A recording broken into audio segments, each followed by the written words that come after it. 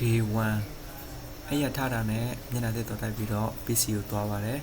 မနက်စာအနေနဲ့ကျွန်တော်ရွေးချယ်ထားတာကတော့ပန်ဒီရယ်နှုတ်ရယ်ပြီးတော့စားချင်တဲ့စနက်လေးအချို့လည်းဝယ်လာခဲ့ပါတယ်စနက်ကတော့ကျွန်တော်စာဖတ်နေတာဖြစ်ဖြစ်နားနေတဲ့အချိန်မှာဖြစ်ဖြစ်ပြင်းလုံးစင်းအပြင်းပြေစားဖို့ပေါ့နော်ပြီးသွားလို့ရှိရင်တော့လာစာထုတ်ရက်လည်းဖြစ်တဲ့အတွက်ကြောင့်မလို့အခန်းမှာလိုအပ်တဲ့ပစ္စည်းတွေတချို့လည်းဝယ်လာခဲ့ပါတယ်ပြီးတော့တရှင်းမှာတော့မလိုအပ်တာတွေမဝယ်ပါဘူးခင်ဗျာ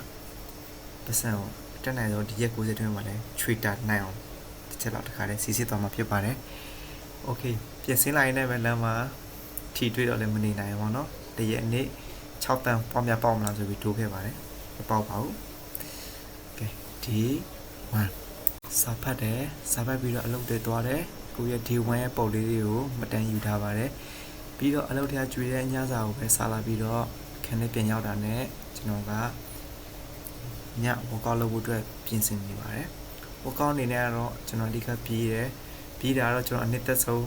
အားကစားဖြစ်တဲ့ကြောင့်မလို့အရင်ဆုံးပြေးပြီးတော့ကျွန်တော်ကာဒီယိုပဲဆော့ပါတယ်ကျွန်တော်ရဲ့အလုပ်ချိန်ကကိုလိုကက်လန်ဖြစ်တဲ့ကြောင့်မလို့ကျွန်တော်တို့ပြန်ရောက်တဲ့အချိန်ကဂျင်းနဲ့သွားဖို့အဆင်မပြေတော့ပါဘူးဂျင်းသွားဖို့လည်းကျွန်တော်မှတက်နိုင်တဲ့အနေအထားမရှိပါဘူးခင်ဗျာအဲဒါကြောင့်မလို့ကျွန်တော်အခန်းထဲကနေပြီးတော့ကျွန်တော်အနည်းဆုံးဖြစ်တဲ့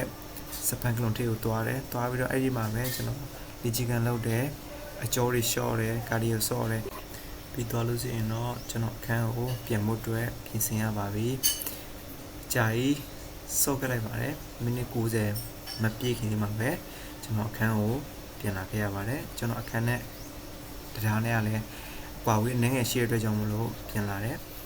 ပြီးတော့ကျွန်တော်ရေမိုးချိုးတယ် meditation ထိုင်ပြီးတော့ကျွန်တော်ရဲ့ D1 လေးကိုကျွန်တော်အစုံတက်လိုက်ပါတယ်ခင်ဗျာ D1 ရန်ကို motivation အပြည့်နဲ့အရင်ပျော်စရာကောင်းနေပါတယ်ခင်ဗျာ D2 မှာဆက်သွား